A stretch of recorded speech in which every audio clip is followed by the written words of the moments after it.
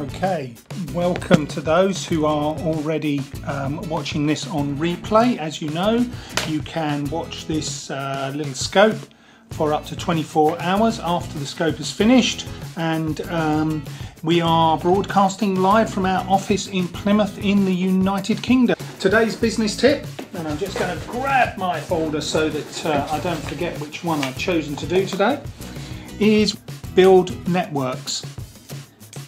Now, I'm going to deal with that particular business tip in my usual way. I'm going to give you a couple of reasons why, and then give you 3 or 4 ideas on how.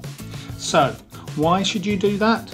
Well, when you start your own business, very often one of the biggest fears is what happens if I'm asked a question I don't know the answer to. Actually, in this day and age, it's fairly easy to connect with people who do know the answers to those questions, but you've got to know how to handle them, and you can have a great deal of confidence in at least handling those questions to which you don't know the answers if you've got a network of people around you. But let's suppose you are a letting agent. You might need an odd job man, a plumber, an electrician. You may need a lawyer. You may need inventory clerks. You may need accountants, bookkeepers, tax advisors. So you'll get a fair idea very quickly of the sorts of people you want around you.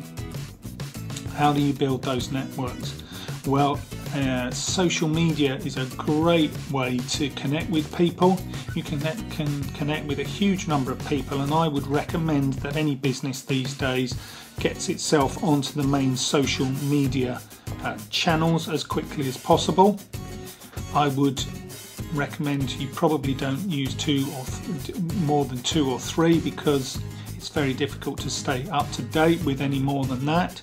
But if you are thinking about engaging on more than 3 social media networks, you probably need a social media manager stroke consultant to help you on that.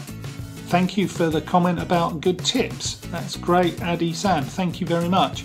You've got to be careful, of course, because a lot of people who hold themselves out as experts are probably much the same as me and have learnt by doing, whereas the really good ones have been doing this for probably a decade or more, and or are so engaged in it that they've gone through their learning curve very steeply and are well ahead of the game. So find yourself a social media expert if you are intending to engage with your customers, your potential customers, and your support network for more than 3 of those channels.